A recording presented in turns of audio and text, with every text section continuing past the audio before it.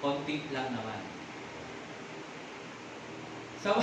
Sa buhay natin, madalas nane-neglect natin o nagiging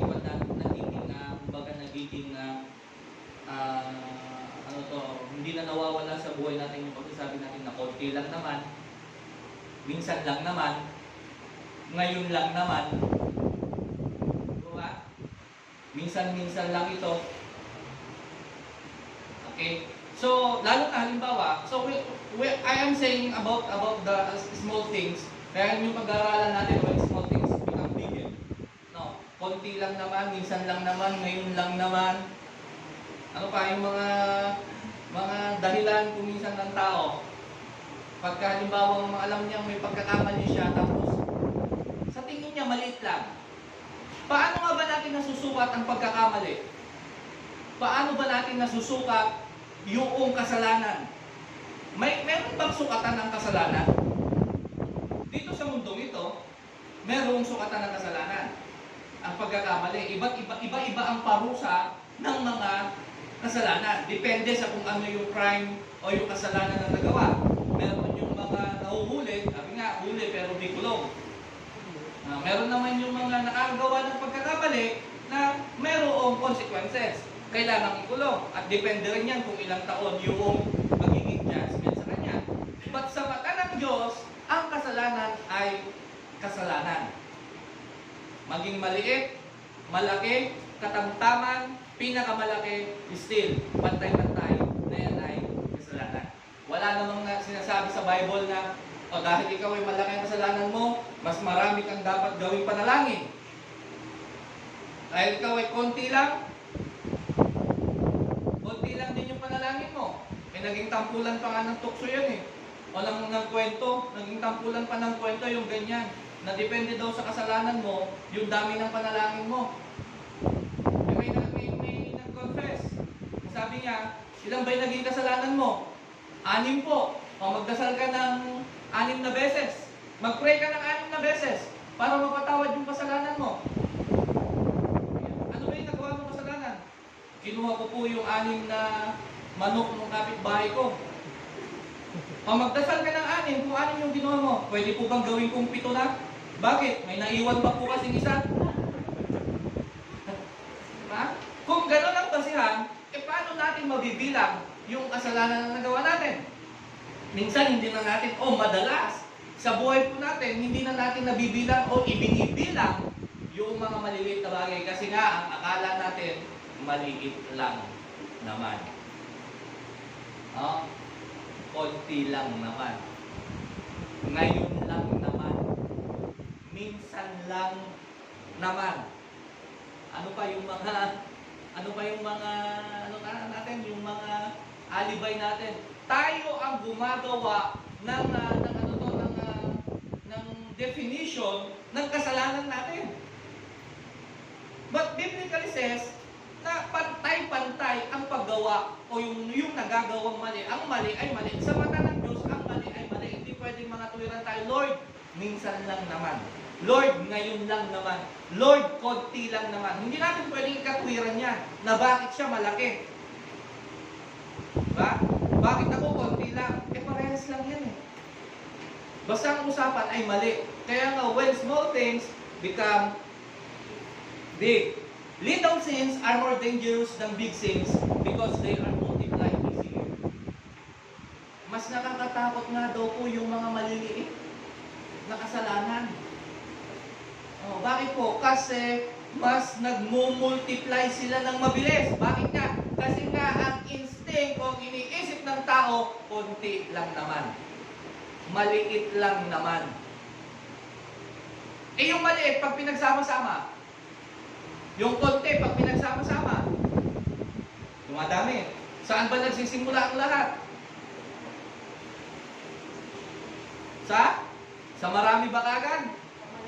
Sa maliit, sa konti, sa minsan. Sabi nga ng isang kanta, nagsimula sa, anong sabi ng kanta? Nagsimula sa patikim-tikim. Di ba? Tikman mo muna ka. Halimbawa sa pagkain. Kapag bago sa iyo ang pagkain, Hindi mo naman yan kukuha ka agad ng marami. Titikman mo muna ng konti. Pag nagustuhan mo, babalik-balikan mo na. Hanggang sa bandang huli, magte-take out ka pa. Di mo ba? Kaya lahat ng bagay nagsisimula sa konti. Kaya nga nakakatakot yung konti. Nakakatakot yung mga maliliit na bagay. Little sins are more dangerous than big sins because they are multiplied easier. Mas madali kasing makakumbinsin ng tao na gumawa ng kasalanan kapag maliit lang yung sa tingin nila na kasalanan na gagawin o ginagawa nila. Whenever the subject of sin pops up among Christians, tools usually spring to mind. Kapag sinabi kasi kasalanan, ang mga naiisip natin, dalawa lang, may maliit at malaki, parang gano'n. First, there is tinatawag natin yung ugly sin na tinutukoy dito sa Galatians chapter 5, verses 19 to 21. Ano po yun? Sexual immorality, impurity, debauchery, idolatry, witchcraft, hatred, discord, jealousy, diba? Fits of rage, selfish ambition, dissension, factions, and envy, drunkenness, orgies. Yan yung mga parang tinatawag natin na kadalasan na nagagawa na simple, parang kino-consider natin na parang konti lang naman, maliit lang naman. O halimbawa, yung sabi dun sa sexual immorality, diba? Yung huwag kang makikiapi. Kaya sabi ng Bible, kung ang mata mo ang nagiging sanhi ng pagkakasala mo, dumutin mo. Kaya sabi rin ng Biblia, kung sino mang tumingin sa isang tao na may masamang pagnanasa, nagkakasala siya. Kaya nga pinapadukot yung mata. Kung literal na gagawin yun, di po ba? Kung yung mata mo nagiging sanhi, kung yung tenga mo nagiging sanhi, puro ang gusto lang marinig yan yung mga lumilipad na mga balita. Tanggalin daw yung tenga. Kung yung bibig ang nagiging dahilan dahil ikaw yung nag-i-spread ng mga lumilipad na balita, puti din datagilam. Pag pinagsama-sama, ang daming lengwa, estopada. Diba? Ang daming dila. Babahan ng dila sa palengke. Kapag ka ganun na literal. Tignan nyo nga kung nakita kayo.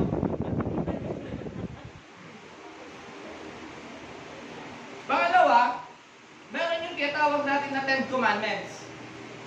Sa Exodus chapter 20, verses 13 to 17, verses 3 to 17, these are the ones that we treat serious o yung tinatawag natin official sins. Kasi nga nakalagay dun sa utos sa commandments ni Moses that time the commandments ng Lord through Moses. Una, huwag kang magkakaroon ng ibang Diyos maliban sa akin, huwag kang sasamba. Tapos sa bandang huli, nakalagay doon, huwag kang papatay, huwag kang magnanakaw. Di ba? Kaya, yung magnanakaw kasi, ganito depende kasi yung word na huwag kang magnanakaw. Pag sinabi nilang pagnanakaw, ibig sabihin, malaki na yung kinuha. Pag maliit, anong tawag? Pangungupit. Paano kung halimbawa, yung milyonaryo, tsaka yung ordinaryong tao, yung milyonaryo, yung pamilya niya milyonaryo, kumuha siya ng 10,000. Doon sa milyon, yung 10,000, konti lang. Di ba? Konti lang yun kung tutusin. So yung milyonaryo, doon sa 10,000, halimbawa, nangupit lang siya. Kasi nga maliit lang yun na portion nung yaman niya. Yung 10,000. Pero dun sa ordinary people, yung 10,000, ano ang tawag doon? Nangupit ba siya ng 10,000? Hindi. Nagnakaw siya ng 10,000. 500 nga lang eh. Sinong nagnakaw ng 500 ko? Sabi ng tatay. Sinong nagnakaw noong 100 ko? Sabi ng tatay. Diba? So, iba ba yung hatol? No. Parehas na pagkakamali. So, ang pangungupit, pag yung mga mahilig na movie, but confess na kayo. Tay, yung mga barya mo, ako yung kumuha. Di ba? Ay, hindi naman po talaga 150 yung halaga ng binili ko na isda. 120 lang po yun. Yung 30 pinang barbecue. Banana cue ko. Sabihin na natin yung totoo. Kaya nga ang tao ang gumagawa ng sariling definition pagdating sa kasalanan. Tama? Kaya nga yung maliit lumalaki. At kapag lumaki na yan, kasi nga hindi natin nabibigyan ng pansin, hindi natin naitatama, then hindi ka. Nakakatakot. But our application of the doctrine of sin needs to go far deeper than offering a list of two or two. Kailangan daw yung ating pangunawa ay mas laliman natin pagdating sa kasalanan. Hindi naman yung malalim na hukay mo. Ganito lang po yan. Simple. Pasimple natin. A sin is a sin. Ang kasalanan ay kasalanan. At ang kasalanan ay dapat ihingi ng kapatawaran. Wala nang marami pang argumento. Ang pagkakamali ay pagkakamali. Alam niyo po, ganito lang kung ang lahat po siguro ng tao marunong tumanggap ng pagkakamali, marunong tumanggap ng pagkakamali, siguro kahit paano ang ating buhay ay magiging panatag. Ay, nagkamali ako. Dito nung nag-away. Nagkamali ako. Pasensya ka na, ha? Oo, ako rin. Nagkamali rin ako. Pasensya ka na. Nagkamali tayong dalawa. Hindi ako yung nauna. Sinabing ako na nga yung nauna eh. Ako na nga yung nauna. Sabi, nag-away din sila. Hindi yung ganon. Kapag halimbawa tayo marunong magpakumbaba, marunong tumanggap ng mali, so maaayos yung gusto. Wala sigurong magkakaaway. Lahat love-love.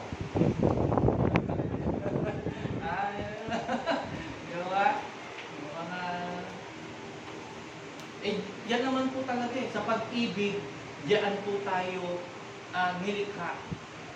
Diyan po tayo nagkaroon ng kaligtasan dahil sa dakilang pag-ibig ng ating Panginoon sa atin. Kung tutusin, tayo ang dapat nakapako dun sa krus eh. Kaya ngayong kanta kanina, sabi niya, how much it cost. Diba? To see my sin in that cross. Ano ang kahalaga? Gaano kalaki? May kabayaran ba? May halaga ba? Magkano? Para mailigtas tayo at hindi tayo yung maipako. Wala. Kaya nga the blood of Jesus is the most precious blood of all blood. Kasi walang halaga. Walang katumbas na halaga yung ginawa niya doon sa cross of Calvary. Song of Solomon, chapter 2, verse 15. Ang tema po natin is when small things become big. Song of Solomon, o sa ibang Bible na nakasulat, Song of Songs. Our vineyards are in blossom. We must catch the little foxes that destroy the vineyards. Sino sa inyo yung nakakita ng fox?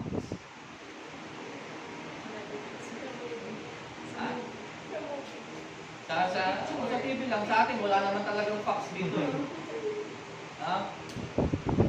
Daga, marami. Yung lalaki pa ng pusa. Diba? Yung fox, di ba, maliit lang siya. Tapos mahaba yung uso niya. Tapos maganda yung glossy yung glossy yung balahibo niya. Maganda siya, maamo siyang tignan. Pero mapanganib. Maliit lang din siya. Kaya mapanganib ang maliliit. Naungit dapay. May nag-message sa akin ganyan. May pasakay, naungit sa akin. So, we must catch the little foxes that destroy the vineyards. At ang gustong-gusto ng mga fox ay kainin ang mga uwas. nila yon. Sinisira nila yan talaga. Yung vineyard. Kaya nilang i-destroy. Yung isang sakahan, kaya nilang destroy yan. Kaya nga ang sabi dito, we need to catch them. Hulihin natin sila bago pa man sirain yung ating vineyard. Dito sa atin, sa mga magsasaka, ano yung nagiging main na sumisira sa palay? Puhol, di ba? Mga ganon. Puhol. Ano ang ginagawa? Naglalagay ng pesticide. Pampatay doon. Kasi kung hindi papatayin yun, yung isa, pag ng itlog, ang dami ng itlog. Di ba? So, dadami ng dadami. Parang tignan ninyo itong yung balang. Yung balang. Locust. Napakaliit nun. Maliit lang. Diba? Ang liit lang niya. Pag nag-iisa yan, wala yung magagawa. Pero hindi naman yan sumusugod. Doon sa bukirin, doon sa sakahan, hindi yan sumusugod na mag-isa. Sumusugod yan, grupo. Libo-libo, daan-libo, kung sumugod yung mga yan, ano ang nangyayari? Na-destroy yung taniman. Ganyan ang mga maliliit, even sa ating kasalanan. Kapag hindi natin binigyan ng pansin yung kasalanan na maliit na yan na nagagawa natin at lumaki, nadagdagan, nadi-destroy yung ating buhay. Nadi-destroy yung relasyon natin sa Panginoon. Nadi-destroy yung spiritual life natin. Nadi-destroy yung ating pagiging anak ng Diyos. Bakit? Napabayaan yung maliit na kasalanan. The fox is rather a peculiar animal. It likes to feast on grapevines. It is silent. Tahimik lang yan. Tahimik lang. Lonely. Mapag-isa. Gusto lagi na pag-isa. It has an incredible sense of sight. Pero meron siyang kakaiba na sense of sight. Yung mga nakikita niya, kakaiba. Smell. Maging ang pangamoy. And even hearing. It exhibits tremendous cleverness in going after its prey. At times, it will actually play dead in order to attack a bird. Tignan nyo, ang hirap manghuli ng mga ibon, yung mabasa yung mga pakpak. Ang hirap niyan, hulihin. Pero yung ginagawa ng fox, nagpapanggap siyang patay. Ganun siya mag-isip. Nagpapanggap na patay, at kapag may lumapit sa kanya na ibon, pag may lumapit sa kanya, tsaka niya, kakainin. Ganyan katalino ang fox. Ganyan siya mag-isip. Which is within striking range. When hunted, it is very cunning, devious, and capable of misleading. Marunong siyang kumbaga ililigaw ka niya. Ang focus mo, parang wala siya. Kasi nga, nag-play dead siya eh. Okay, yung kalaban, wala na to, patay na. Di ba? So, alalapit ngayon, ang hindi niya alam, strategy niya yun. It pursues with utmost skill. It has always been considered as an emblem of slyness, cunning, craftiness, and mischief.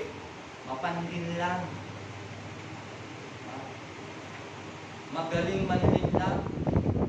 So yung mga mahilig manlin lang, may lahing fox.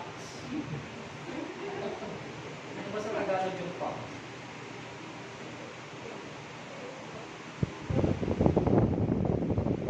Sige, search nyo. Text nyo ako, ha? At ang mga katangian pa ng fox is fast. Mabilis. Kasi na, karamihan sa mga maliliit, mabibilis talaga. Di ba yung sa Ilocano, yung sabi nila, yung sa English, small but terrible. Sa Tagalog, sa Ilocano, basit yung taraksit. Di ba? Yun yung sabi, di ba? Fox is slick. Yun nga, yung glossy. Yung kanyang balahibo. Fox is sneaky. O yung undercover. Mahilig lang pag when we say undercover, ano yun? Mapamaraan yan, alam niya yung strategy, may tactic yan kung paano niya huhulihin yung prey niya, kung paano niya huhulihin yung target niya. Kasi nga may undercover yan hindi lumalaban na yung parang harap-harapan, yung makikita mo siya kung ano yung gagawin mo, hindi niya ipapakita. Ganun siya. Fox is adorable. Yung cute, nakaka-mangha, no, yung kumbaga ma-attract ka. Makikita mo yung sa physical appearance niya, ma-attract ka. Fox is cute. Kasi nga maliit. So kung amin nga ba si Kitaragset, aming meet nga ba si cute. Yeah. Ay, ang cute naman ng aso. Wala naman kasi wala pa akong narinig na yung mga bulldog. Uy, yung cute ng bulldog, ang laki. Sabi niya. Diba? Karamihan na nasasabi yung word na cute doon sa maliliit. Uy, yung cute na. Di ba, pag baby, ang cute naman ng baby. Meron nung lumaki na. Ang cute na, nakatatak-cute naman na to. Nung baby cute. But, because of its cuteness, we don't take it seriously. For example, sa mga bata, yung mga paslit, pag sumagot ng pabalag yung mga bata, di ba nakakatuwa?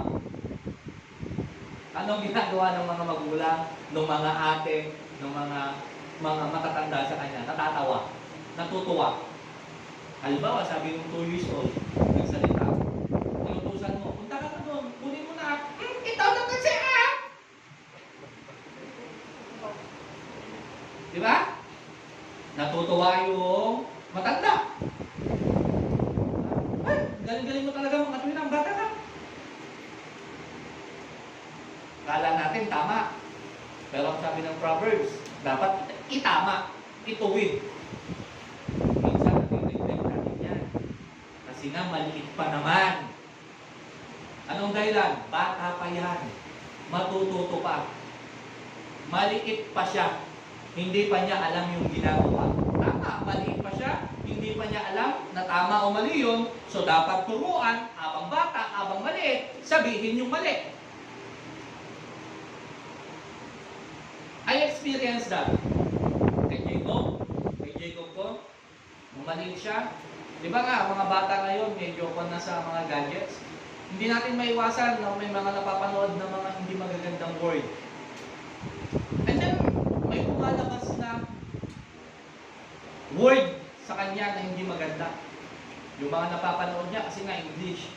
So, hindi naman niya alam na masama yun kasi napapanood niya. Tapos, noong napapanood niya, nagtatawanan yung mga tao. Then, nabanggit niya. Pinalo ko. And after kong paluin, pinagsabihan ko, sinabi ko. Lalo na yung mga bad words. Ngayon, pagka meron siyang nababasa, tumatawa siya. Papa, oh.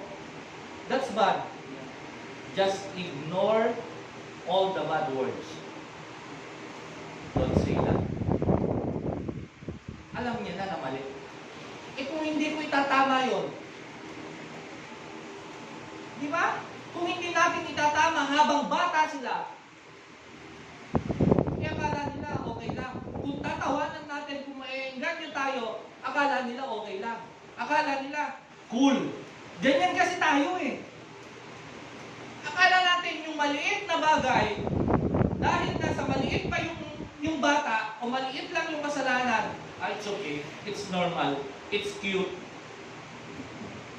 Minsan lang naman, konti lang naman, ngayon lang naman. Diba? So, fox is little. Maliit lang. But, some of us, we tend to underestimate the smaller things in life. Na-underestimate natin yung kakayanan ng mga maliliit. O yung kung ano ang pwedeng gawin ng maliliit. Di ba may kasabihan kang walang malaking nakakapuwing? Ang nakakapuwing sa mata, mga maliliit na bagay, mga maliliit na object. So, it is dangerous. Lalo na pagdating sa mata. Yung maliit na bagay is dangerous. Example, atomic bomb was a small object. Diba? Yung sa Hiroshima, yung nagkaroon ng World War noon, nung inatake ang Hiroshima, Japan, pinasabog, binagsakan ng atomic bomb. Gaano na lang kaliit ang atomic bomb compared doon sa lugar ng Hiroshima. Pero after the bombing, ano ang pinsalang nangyari? Ang daming namatay, ang daming nasirang tahanan, ang daming nasira sa kapaligiran because of the small things. So don't neglect yung mga maliliit na bagay. If we ignore the little things, they will someday grow up and become big things, and then they will present us as a great problem. Saan nagsisimula yung malalaki nating problema? Sa maliliit muna na problema. At kapag hindi na solusyonan ng anumang maliit na problema, darating araw, magugulat ka na lang. Ang liit lang nito dati.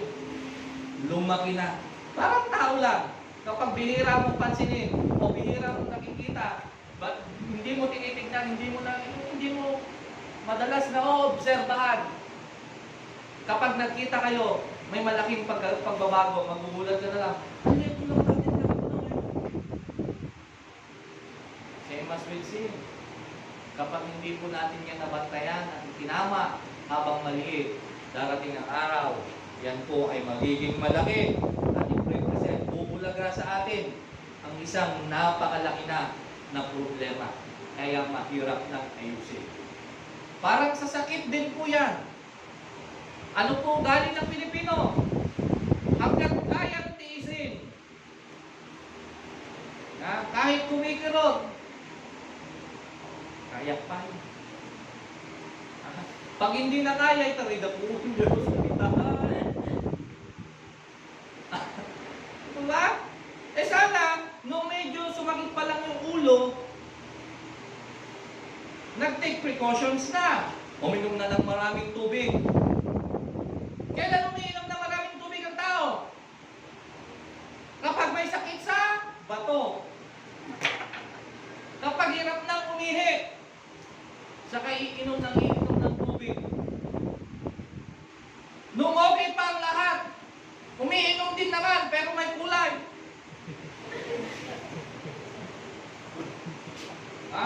Kulay kalawang. Kulay itim. Kulay orange. Lalo na tayo mga Pilipino, hindi makakain po minsan ng tanghal, lalo na pagtanghalian. Sa amin, pag walang soft drinks.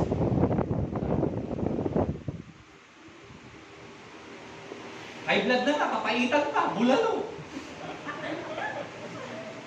Minsan lang naman, di ba? Yun yung dahilan. Ngayon lang naman. Konti lang naman. Di ba ba? Tama?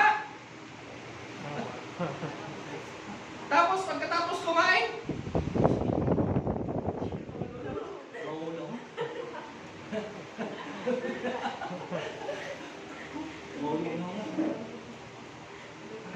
Agas.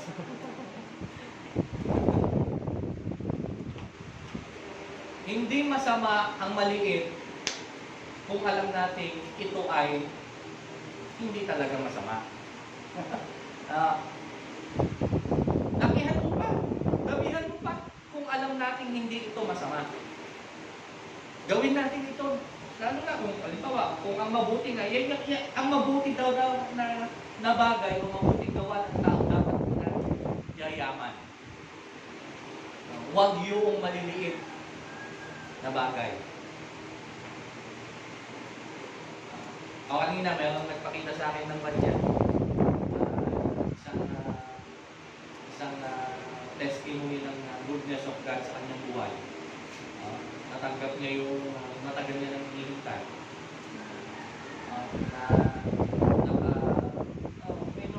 sana silang hindi magaganda. And then, nakilala niya ang Lord, tinanggap niya ang Lord, binago siya ng Lord, namuhay siya ayon doon sa pagbabago na pinakita ng Lord. God rewarded him. Binigay na sa kanya yung katunayan na, okay, you are now free from the past sin. Although pinatawad na siya ng Lord, and even yung batas ng mundong ito, pinalaya na siya, pinatawad na siya. Hindi ka mahirap yung gano'n yung may kakilala ako. Nakakalungkot, hindi ako natutuwa, nakakalungkot na iniisipin na gano'n yung nangyari sa kanya. Binigyan ng pagkakataon na makalaya, pero masasabi ko kasi nakikita ko yung buhay niya na sa Facebook, kung ano nakikita ko na, yeah, although minsan, once in a while, pumunta siya ng church, pero yung eagerness niya to serve God, and yung eagerness niya na makita yung talagang pagbabago niya sana, hindi nakita. Now, naibalik siya sa kulungan. Nakakalungkot. Kaya, kala kasi natin yung mga maliliit lang na bagay. Yung mga maliliit na nagagawa natin, parang baliwala kasi nga maliit. Eh sabi nga pinag-aaralan na natin yung mga maliliit na yan, it will grow up someday. Hindi man ngayon. So, naalala ko po nung ako po nasa Korea, nagtatrabaho ako. Siyempre, nung bago-bago ako, alam naman natin ang Pilipino, di ba? Pag bago pasok sa trabaho ang Pilipino, ay ang ligsik, ang sipag. Hindi niya na trabaho, tinatrabaho pa. Lalo na pag nandun yung boss. Siyempre, yung boss na nakapagpila. So ako, kahit hindi ko kayang buhatin, binubuhat kong maksa. Siyempre, pasikat. Nandun yung boss. Eh di tuwang-tuwa yung boss ko sa akin. Oo. Sabi yung boss ko. Hindi pa kami nakakaito dyan. Sign language mo lang. Oo. Hindi pa ako marunong mag-Korea. Sign language mo lang kami. Gusto nila yung gano'n. Yung para sa dalawang tao, kaya ng isa. Pero yun, hindi tumagal kahit ng mga past, ng mga nakauwi na ako, dito na natapos na yung trabaho ko. Sumakit yung dito sa may likuran ko, na pagka meron yung mga malalamig na panahon, sumasakit yung balakang. Kasi, nagpa-x-ray ako nung nasa Korea ako, yung one of my spinal cord, dapat nakaganyan, medyo umangat siya ng konti. Medyo umangat ng konti yung dito sa likod. Kaya yun yung parang pinapasukan ng lamig. Kaya pagka sobrang lamig talaga, parang may sumusubok sa likod ko, napakagalaw talaga ako ng lamig. Kaya yun yung time ko minsan, pagka hirap ako maglakad, nung ginagaling ko yung likod ko, yun din yung time nakatawa ang dagdag dito. Namataan, baka na kayo gagamitin. Basto, regalawan lang tipikas and all.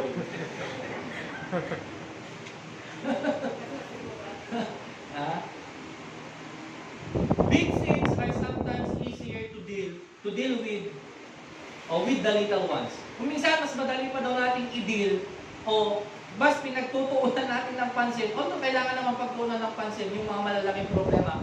But most of us, o lahat sa atin, sa kaugalian natin, mas madali nating i-deal yung malalaking kasalanan kaysa dun sa mga maliliit. Which is mas madali sana yung maliliit na ayusin kaysa dun sa malalaki. Pero mas pinagtutuunan natin ng pansin yung malalaking kasalanan kaagad. Kasi nga, noong maliit, hindi natin napagtuunan ng pansin, kaya lumaki. Nung lumaki na, ayan. Doon na yung attention mo. Paano na ito? Ano nang gagawin ko? Ano nang isusunod ko? Paano ko ito aayusin? Eh nung maliit pa lang, maraming pwedeng gawin eh. Nung lumaki na, ayan na, ang hirap ng sawayin. Yung bata, kapag bata yan, mulagatam lang. Diba?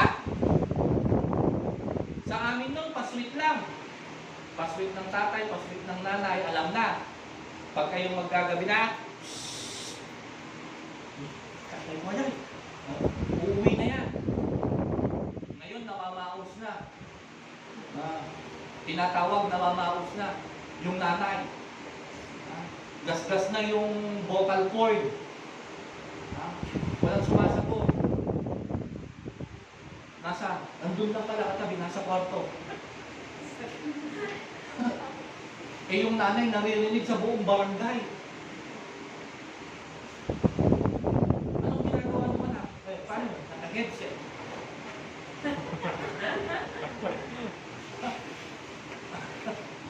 Mga gano'n, di ba?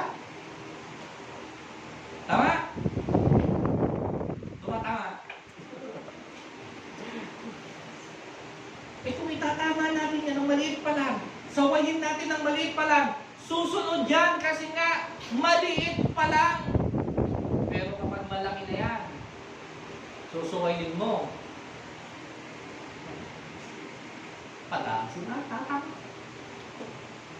Paluin kita eh! Patasin mo! Patasin mo! Tapos pinabarangay. Bakit mo naman pinatulan yung tatay mo? Lumabal.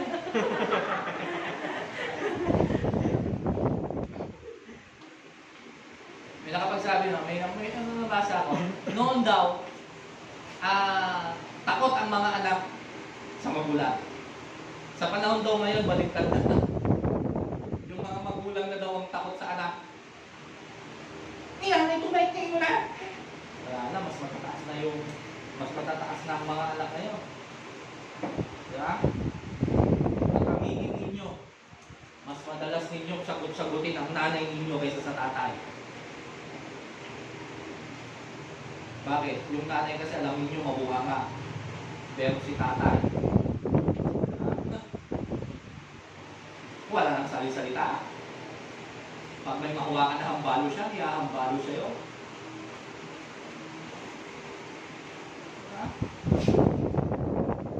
Hindi masamang mamalo ng bata. Ang Diyos na pinapalo niya tayo. Hindi literal. Pero ipinapakita niya sa atin yung pagkakamali natin. Yung consequence ng mga nagagawa natin. Hindi dahil sa hindi niya tayo mahal. Kundi dahil gusto niya tayong itama pagdating ng panahon, maging tama yung ating direction. Patungo doon sa kanyang plano na maganda sa ganang buhay para sa atin. So don't neglect those small sins.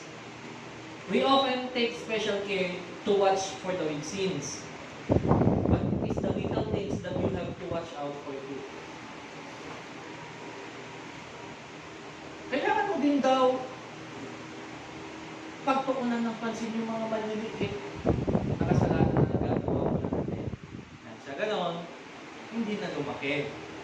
Huwag na natin hayaan pang lumaki bago natin ayusin, bago natin bigyan ng pansin. Sabi sa ating text, little foxes. Doon sa Solomon, ang tinutukoy doon that the little foxes can destroy the vineyard. And it is little sins that sometimes cause us to fall. And sa atin, as a Christian, as a human being, yung little sin na yan ang nagiging dahilan ng pagbagsak natin. Yung mga maliliit na kasalanan na yan sa tingin natin, o yung mga maliliit na yan, ang nagiging dahilan kadalasan ng pagbagsak ng isang tao, ng isang Kristyano. Ano? Yung mga little foxes o little sin na yan, sa ating buhay, na sinasabi natin little, na sinasabi natin mali lang naman, minsan lang naman, konti lang naman, ngayon lang naman, yan yung mga madalas po natin na sinasabi. Yung worry, yung fear,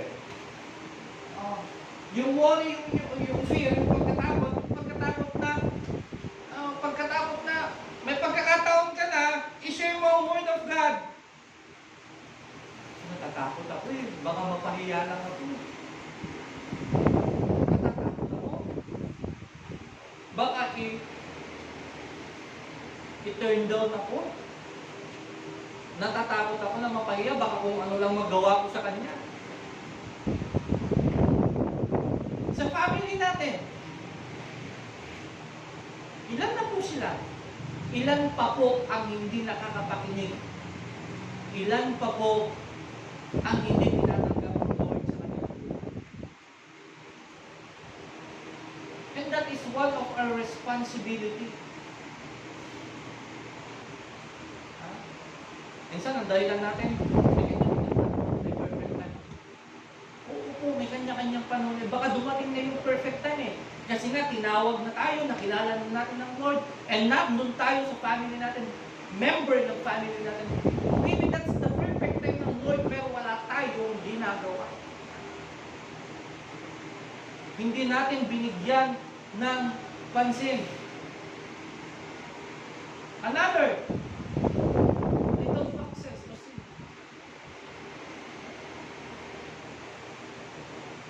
Ay, dyan na pala lahat. Telling lie.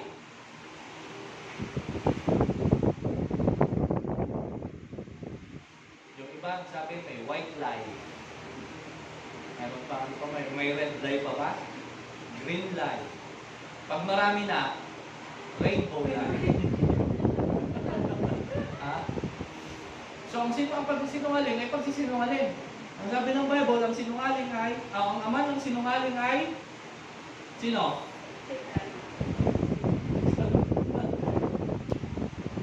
Alam ko naman lahat tayo nakapagsinungaling. Lahat tayo nakapagsinungaling, nakapagsabi na ng mali. Sa best friend mo lang. Dahil ayaw mo magalit sa iyo, sinabi mo, bakit ba yung so? Hindi, best friend, bakit na niya? Ayaw mo lang, dahil sa ayaw mo lang magalit. Bakit? Pag sinabi mo hindi mo magalit, palitan mo. Kalat dito. Hindi na kayo tutuloy. Minsan masakit ang katotohanan. Pero yung katotohanan na yan, ako mas gusto ko yung sinasabi yung mali sa akin eh. Mas gusto ko yung sinasabi. Pag alam ko yung itatama ko. O pagka halimbawa, minsan, may mga message ako pagkawan kung nandito pa si Iglales.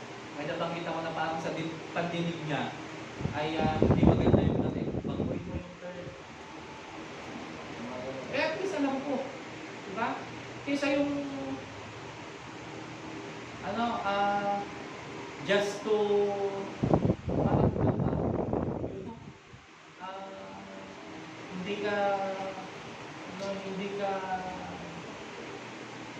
hindi kasi ma-open yung kami o hindi mo siya masakta, sasabihin mo na lang na yung bagay na kahit mali. Ito yun. Eh paano yun kung halimbawa lumabas siya? Di ba?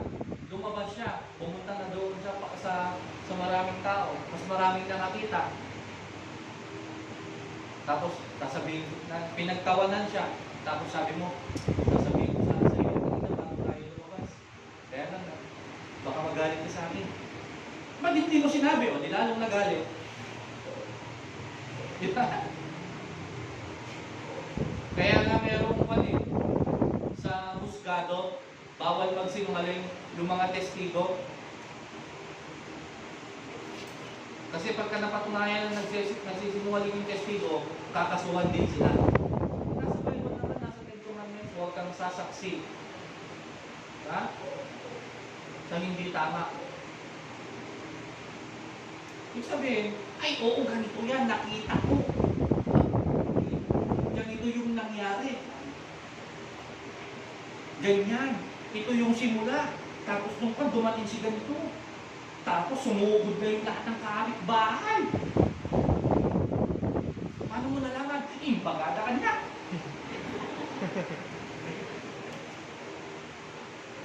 Kapag nakapagkwento, alam mo yung saksing-saksi. Di ba? Telling lie. Yung sa kanya nga eh.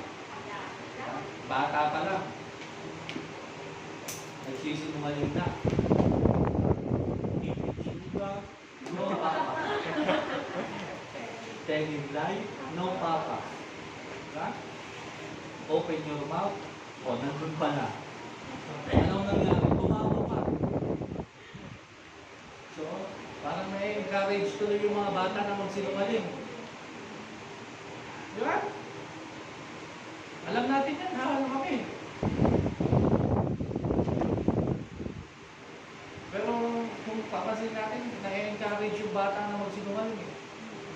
Doon sa kanta, hindi naman siya ipinama eh. Diba? Hindi siya ipinama. Tumawa pa doon sa pagkakamali. See? Pride. Pangatlo. Jealousy. O yan. Mga maliliit lang. Ngayon lang ako magiging mataas. Ngayon lang ako magmamataas. Ngayon lang ako dilarato. Gagamitin ko ang pagiging panganay ko. Gagamitin ko ang pagiging matanda ko. Hindi ako lalapit. Hindi ako may kasalanan. Ngayon lang. Tapos yung isa naman, jealous. Diba? Kasama ng jealous yung inggit. Kaya ka nagsaselos kasi naiinggit. Kadalasan. Alam pa natin na maliit lang naman na bagay. Bakit? Maliit lang naman, naiinggit ako. No? Selos, parang maliit na bagay. Alam nyo ba na yung maliit na bagay na yan, diyan nagsimula ang lahat kung bakit pumasok ang kasalanan sa tao. Kung tutuusin, ang liit lang naman na bagay nung ginawa ni Eve. Ano yun? Kumain lang naman ng mansanas. Kahit hindi mansanas ng prutas. Kasi walang sinabing mansanas. Kumain lang ng prutas, ang liit lang na bagay. Pero kasi, ipinagbawal ng Diyos sa kanya yung kung iisipin, maliit na bagay. Ang sabi na nga, kumain kayo ng lahat ng prutas na makikita ninyo. Huwag lang doon sa isa. O, kung tutusin, maliit lang na bagay. Anong naging consequences doon sa pagsuway niya? Pinalayas sila sa Garden of Eden. And kung may relate natin yung Garden of Eden, isa sa mga ibig kong sabihin nun is the presence of God. Nandun ang presensya ng Diyos noong panahon na yun. Sa Garden of Eden. Why? Nakakausap nila doon ng personal. Ang Panginoon.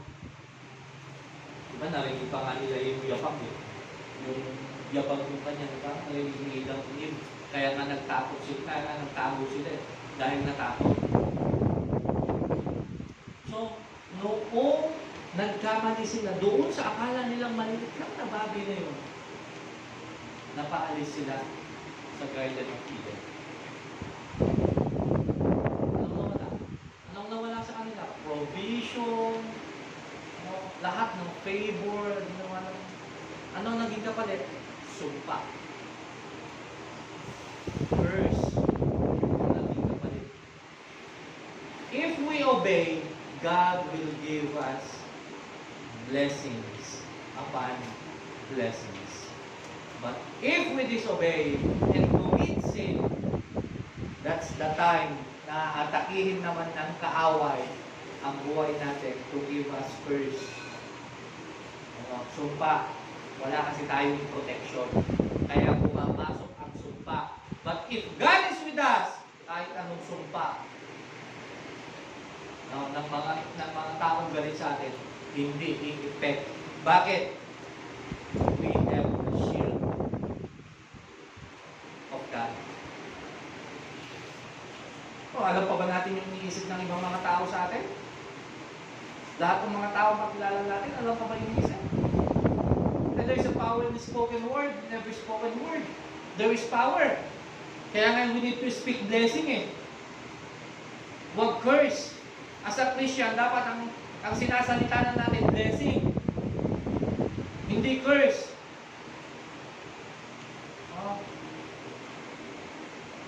Kaya, yun sa bata, tigas-tigas talaga ng ulo mo. Ang kulit-kulit mo talaga, hindi ka na magbabago. Hindi talaga magbabago yun. Bakit? Isinusumpa mo eh. Ikinag-curse mo eh. Sinasabi mo na hindi na magbabago. Natural lang sa bata ang makulit. Matanda na, makulit pa, bata pa kayo. Diba? Ang role natin bilang mas nakakatanda dun sa mga bata, itama. Hindi i-curse. Minsan, napagpo-compare dahil yung ibang bata, mabait. Yung anak ng kaibigan, mabait.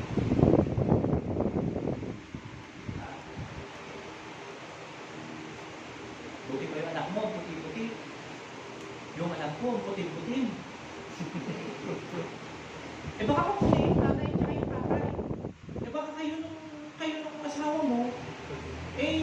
putim. Magulat ka pag puti yun, tapos putim kayong dalawa. Diba? Buti pa anak mo, tali-talino yung anak ko. Eh baka wala sa anak ang problema. Doon siya nagtuturo.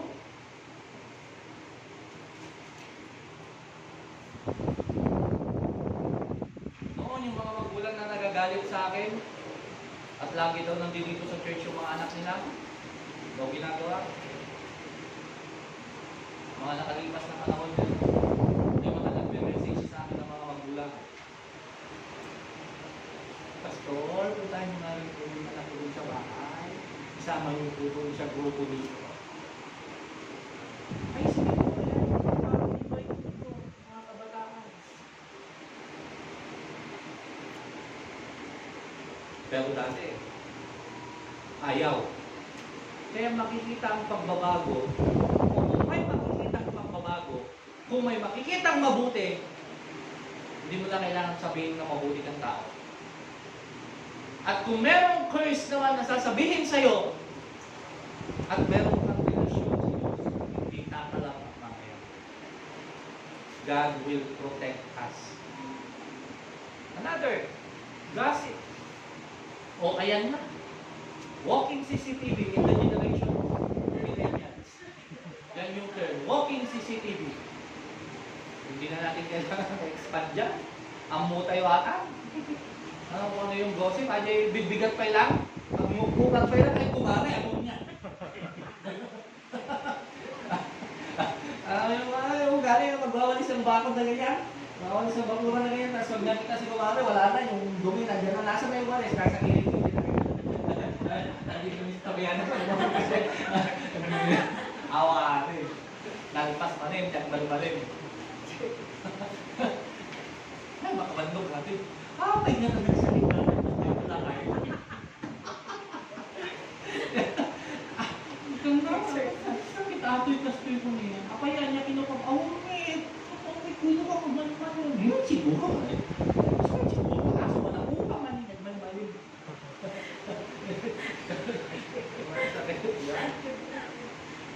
Five, judging people, prejudice, racism, yung mga kakaiba sa mga lalo na sa mga sa ibang bansa, sa Western, sa mga yan, sa European, sa Amerika, diba yung mga racism sa atin din meron mga racist, ganyan, yung iba-iba yung iba. Yung iba, kung nakita doon sa meron kasi white American, black American, pag nakalo yung black, pinagkakamalan na kung ano-ano ng mga suspect ka sa mga hindi magagandang bagay, mga ganon. Huwag daw tayong ganyan. Or judgmental, ibang term dyan, judgmental. Tanging ang Diyos ang pwedeng humusga. Pangalim, covetousness, lust, yung lead to sexual sin. Ayun, yung sa mga panilitan. Mga kabataan, mga kalalakihan.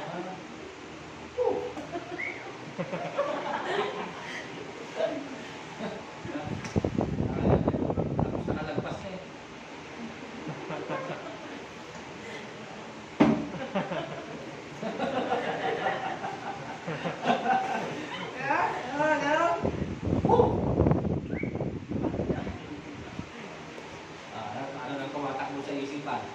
Ano nang tumatakbo, ano nang naglalaro dyan.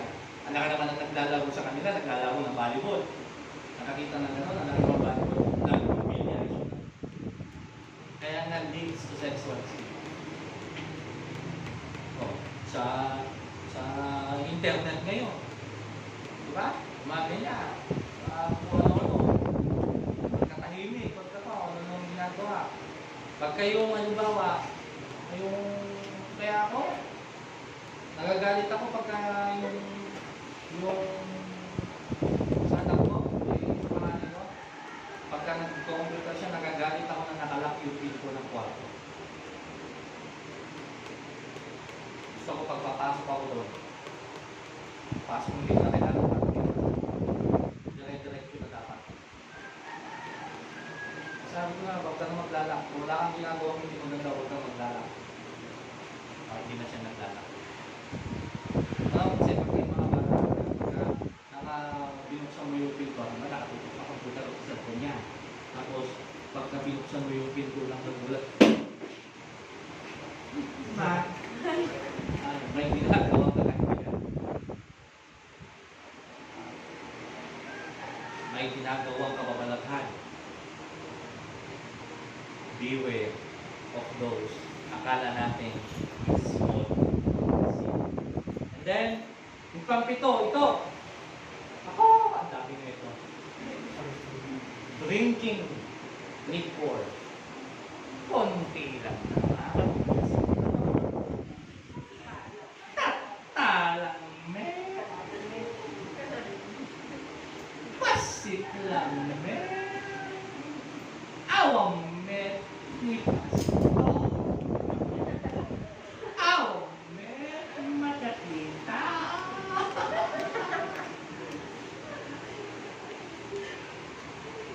Apay na inaamwa.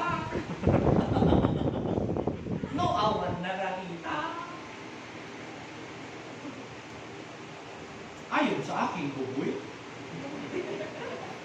Sa aking mga kuliglig. Well, sabi naman kasi ng Bible, according kay Timothy, sabi ni Pablo kay Timothy, nung sinisikmura si Timothy, huwag kasing puro tubig lang, uminom ka rin ng kahit konting alak. Gamot sa iyong sikmura. But alak sa Tagalog. Doon kasi sa translation ng English, ang sabi doon, wine.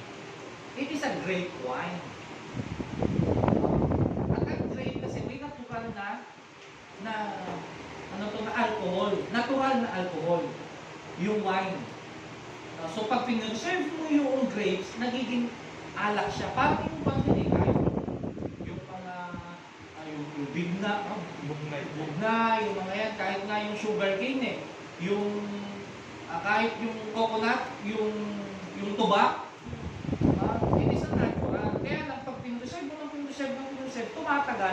tumataas yung content ng alcohol niya. Kaya nga, ang kabilin-bilinan ni Pedro, ang sabi, ni Apostol Pablo kay Timothy, sabi niya, uminom ka kasi ng konti. Why? Para doon sa sikmura mo. Yung konti. So, ang purpose niya, gamutin yung sikmura. Hindi gamutin yung galit mo. Galit sa problema, yung tsaka yung wag daw marami. Kasi nga, nakakalasing. Kaya nga sabi sa Bible, wag maglalasing. Kasi nga, kung puro wine naman, pwede pala yung wine. Puro wine naman, bumili ka naman ng 10 bottle ng wine. So, mamalindayan ko. Wine pie! Hindi naman ganon. Bawal nga daw ang maglasing. Kasi ang bilin niya, konti lang. Gamot sa sikmura. Pastor! Gin bulag, agas ko. Saan mo agas? Anak makaturog na awan, ay abantang to, ang makaturog, bukbungin ka.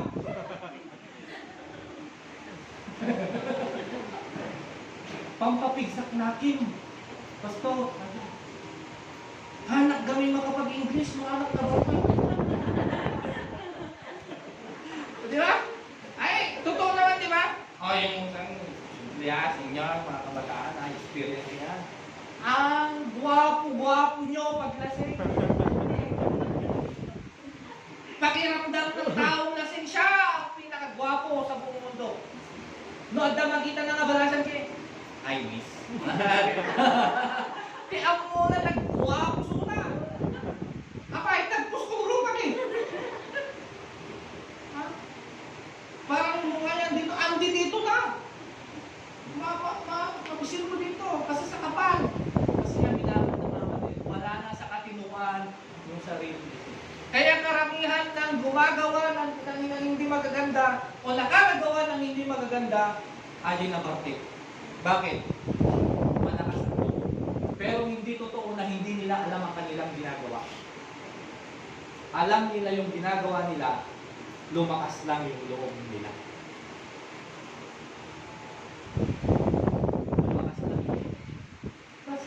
Basit lang ni lahat lahat ng bagay nagsisimula sa maliit. Well, hindi ko ini-encourage sa bawat isa sa inyo.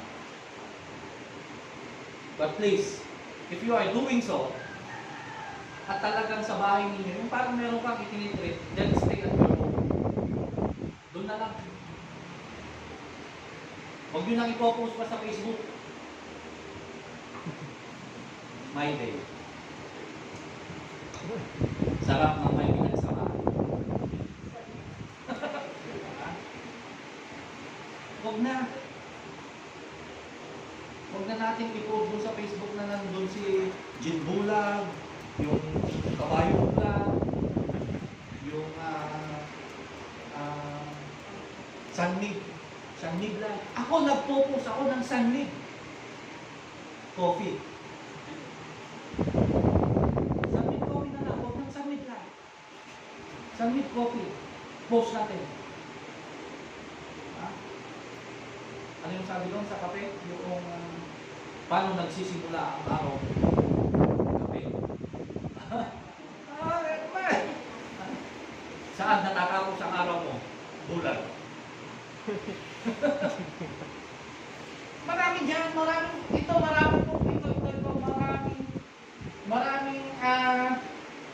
yung pang-pito, maraming, ang tawag dito kuro-kuro o maraming kanya-kanyang interpretation ang tao dyan pagdating sa alak. Pagdating dyan sa wine. Pagdating sa liquor.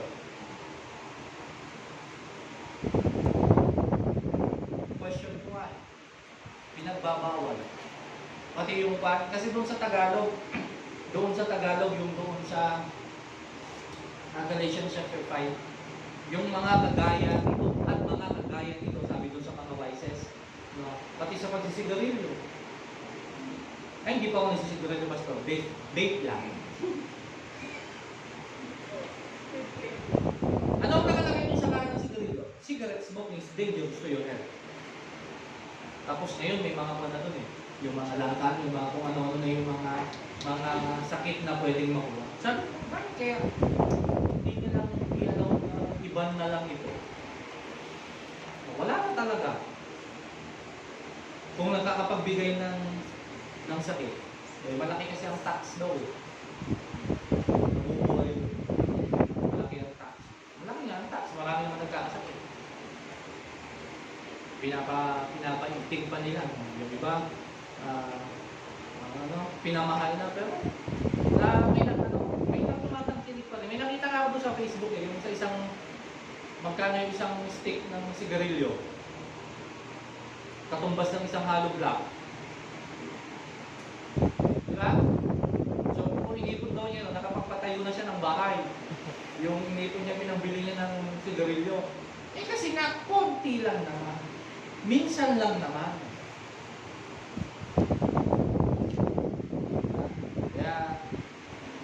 Paminsan-minsan.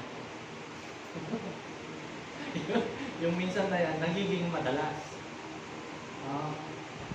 Watch out for the little foxes. Why? Little foxes or little sins will tear you down. And little foxes will destroy your home. Yeah? Isa, tayo sa kasamahan, yung barkada, yung pamilya. Pumunta yung barkada ng asawang lalaki. Pumasyal doon. Nagtitipid yung mag-asawa dahil nga pang tuition ng anak, budget doon sa pamilya, budget sa kusina, sa bahay, pang grocery. Dumating yung alam niyo naman, pagka Pilipino, pag may bumisita, hospitable. Dahil, siyempre, kadalasan, pagka mga lalaki yung mga bumisita na, pag hinarapan mo ng ganyan, ng soft drinks, sabi niya, lalanggamin dyan ko dyan pa wala ba yung papainit? Bigyan mo ng kape. Hindi ako makakatulog dyan pa alam mo na kung ano ibig sabihin mo. So, nang inuman na, painuman na. Siyempre, ito naman ginawa pang tagaluto ng pulutan yung asawang babae. Bakit? Nagluto ka ng pulutan? Parang may pinatago. Kunin mo nga yung dilata doon. Pagka natapos na, ayan na. Nagpainom-inom ka pa. Wala na nga tayong budget, kulang na nga, ganyan. Ano ang sabi? Minsan lang naman. Ngayon lang naman. So doon sa minsan ngayon, kadalasan, nade-destroy ang hope. Minsan. So kung wala na sana minsan na yun, madalas siguro, magkakaroon siguro majority ng magkaasawa, walang alitan. Another, little foxes will destroy your marriage. Kung alam ko lang, yan na naman. Kung alam ko lang, sana hindi na ikaw. You have the rights all the time.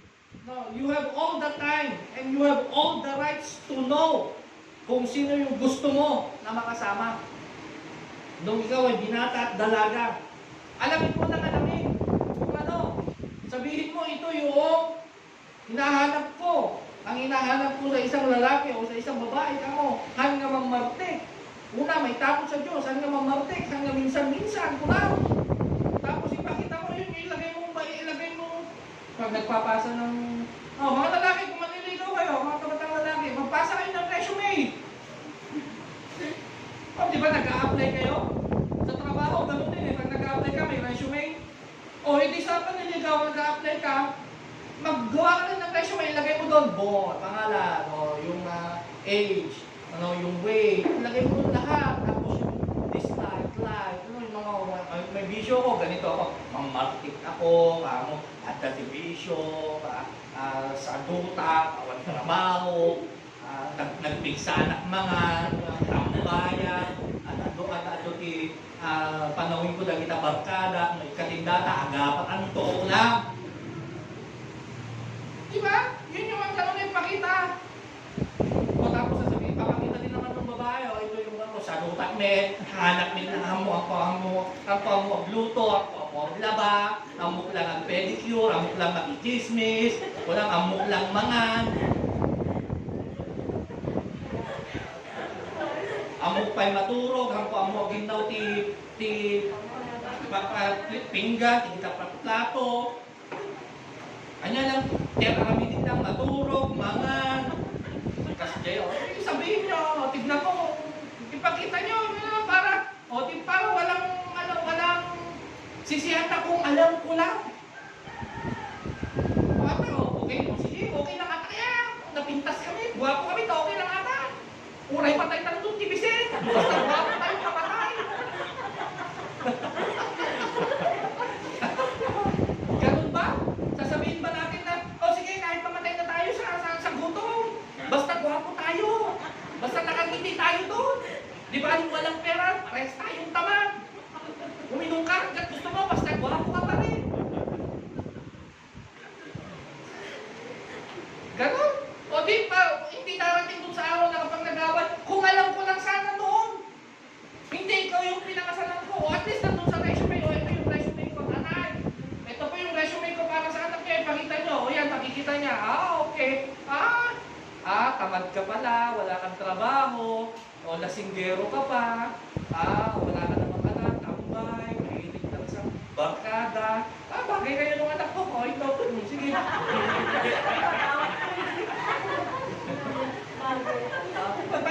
Wala nang darating may iwasan mo kung alam mo lang sana noon. Noong una pa lang. Kaya ipaalam mo na, alamin mo na. Awamit ka niya, wala sa inyo yun. Kaya kayo mag-pray. Little foxes will separate you from God. Little sins will separate us from God. Yung maliliit o sa tingin natin na maliliit na kasalanan, that will the start of separation from God. Why? Sabi ko nga kanina, di ba? Sa mata ng Diyos, ang kasalanan ay kasalanan. Maliit man o malaki, it is a sin sa ating Panginoon. Kapag kasalanan ay kasalanan. That's it. Ganun lang kasimple. Huwag natin pahirapan. Kailan yung nagsasabi sa akin nun na gusto ko sana pumunta sa church ninyo, kaya lang, ang dami kasing kasalan, ang dami kasing bawal. Ang daming bawal dyan sa born again. Sabi ko, paano naging madami?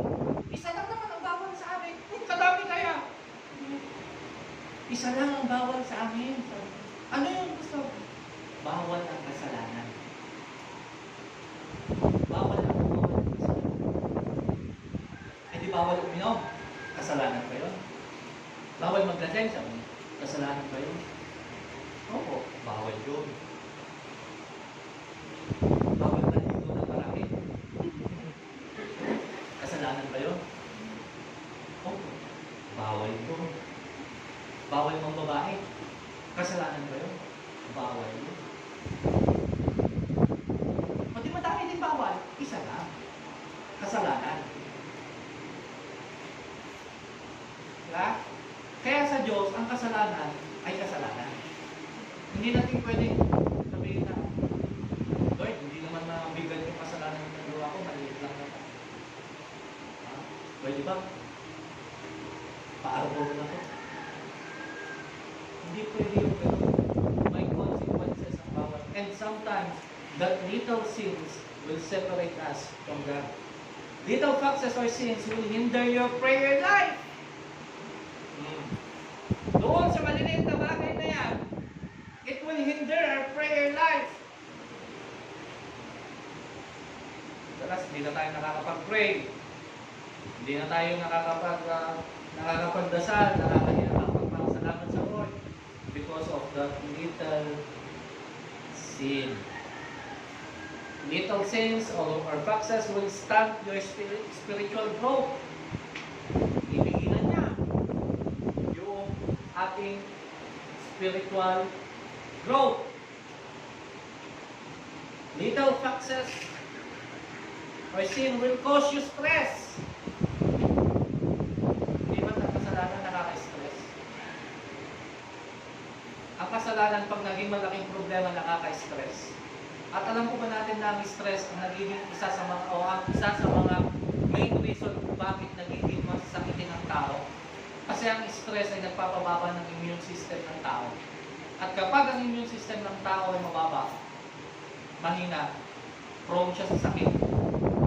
Ang immune system natin, ganito tayo kamahal ng Diyos at ganito kagaling ang Diyos as an engineer and architect of a human being. Nung nilikha tayo ng Diyos, may sarili tayong doktor sa ating katawan. At yan ang ating immune system. Kapag malakas ang ating immune system, hindi natin kailangan ng anumang uri ng gamot, hindi natin kailangan ng doktor. Bakit? May sarili tayong doktor na nakakaalam kung ano ang i-treat sa loob ng ating katawan. Yun ang ating immune system. Walang ibang doktor na nakakaalam ng sakit ng isang tao kundi yung sarili niyang doktor sa kanya. So kung malakas ang ating immune system, na-treat niya lahat ng mga pwede na maging sakit ng tao. Pero kung mahina, wala na. Yung doktor nanghihina na. Hindi niya na kaya pag mahina ang immune system. Sa panahon natin ngayon, di ba? Palakasin ng immune system, sabi. Kasi nga, pag malakas ang immune system, hindi ka prone daw sa COVID. Actually, hindi lang sa COVID, kundi sa lahat ng sakit kapag malakas ang immune system. Kaya huwag tayong magpapa-stress.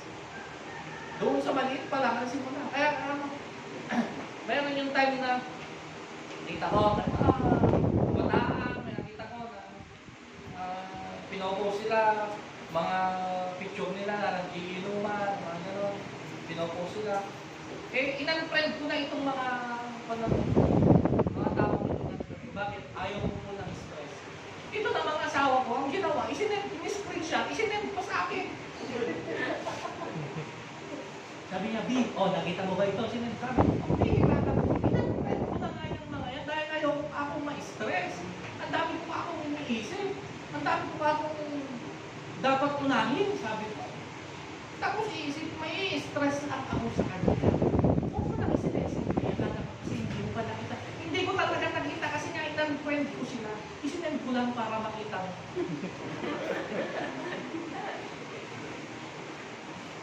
Isang tingin mo yung stress reliever o stress giver? Minsan yung asawa, hindi mo maintindihan yan eh. Stress reliever o stress giver eh. Kaya sabi ko, friend ko na. Sa Facebook ko lang naman sila unfriend. Sa real life, friend ko pa rin sila. Ayaw ko lang talaga ng stress. So alam ninyo, pagka naka-unfriend ko na stress kayo. Biro lang. Little foxes or sins will hurt the spiritual growth of the church. As a Christian, nababawasan o nakahadlangan din ng spiritual growth because of that little sins. And little foxes will keep a revolving door in the church. No?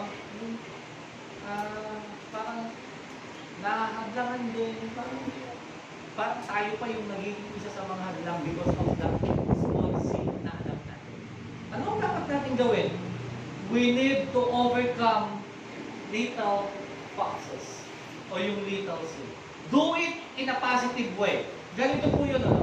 Yung maliit na bagay, we need to do it in a positive way. Matthew chapter 17 verse 20 says, kung magkaroon kayo lamang ng sinlaki, ng buto ng mustasa. Sino na po nakakita ng buto ng mustasa? Hindi ba? Sobrang liit nun? Sobrang liit na halos hindi mo na makita. Pero ang sabi ng Lord, kung ganun daw kasi laki ang pananampalataya ng isang tao sa ating Panginoon, masasabi niya doon sa bundok, umalis ka yan. Lumipat ka. Doon sa dagat, mapangyayari niya. Ang sabi niya dito, walang bagay na hindi ninyo mapangyayari. O tingnan natin. O di ba ang ganda ng maliit na yan, yung faith natin, kapag yung maliit na faith natin na meron tayo, nagtiwala tayo sa Diyos, sabi niya, walang bagay na hindi natin mapangyayari. Why? Because all things are possible sa ating Panginoon. Lahat ng bagay ay posible sa ating Diyos. Walang bagay na imposible sa ating Panginoon. Lahat ng bagay kayang mapangyari ng Diyos. So ano man yung mga bagay na nagiging hinder, ano man yung bagay na siyang nagiging hadlang para hindi natin makuha yung pangako ng Diyos sa atin, we need to ask forgiveness. At ikuha na natin yan. Kalimutan na natin. Itapon na natin. Isuko na natin sa Diyos kung ano man yung mga bagay na yan na ating mga nagiging dahilan para hindi natin makuha yung plano ng Diyos sa atin. So, ulitin ko lang, we need beware. Maging aware tayo doon sa mga small sins na meron o nagagawa natin. Why? Kasi darating ang araw, lalaki at magiging great o big problem at mahirap na resolve. Ngayon pa lamang, we need to entrust God and ask for forgiveness sa Diyos. Ang sa ganon, dumating sa panahon na yung even the smallest things ng ating pananampalataya magiging dahilan para ma-reach natin yung plano at pangako ng Lord sa atin. Amen? Palapakan natin ng Lord.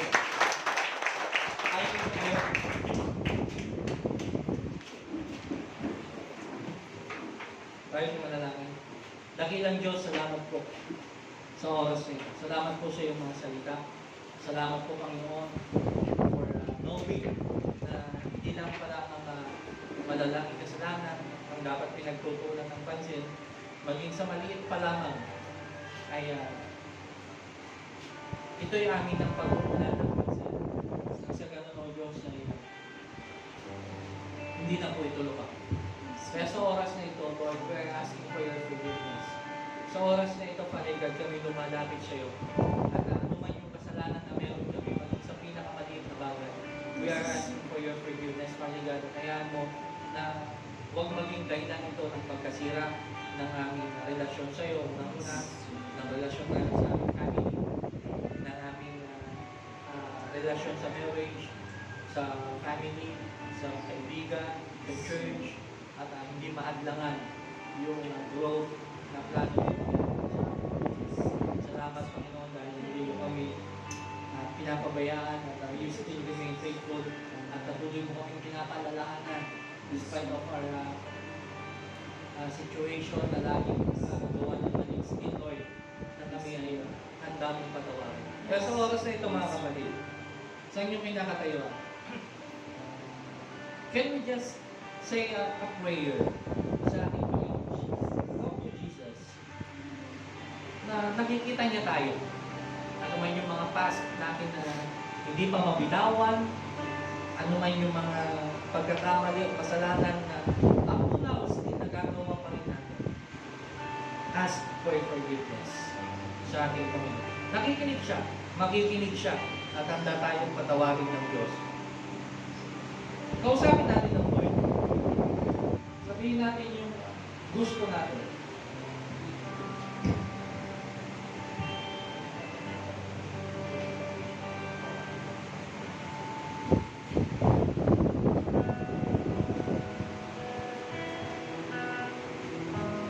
Kausapin natin ng Diyos. Nandyan siya, handa siyang makinig. Handa niyang ibigay yung sagot sa mga tanong natin. Baka kasi akala, isa sa mga nagiging dahilan na umahad lang para makamtan natin yung magandang plano ng Lord sa atin is because of our sins. Because of that small sins na nagagawa natin. Right now, sa ating pinakatayuan, kausapin natin ng Diyos, and let us for forgiveness, another chance, and make a covenant sa ating Panginoon. Naririnig tayo ng Diyos. Handa niya tayong dinggin kung tayo ay totohanan.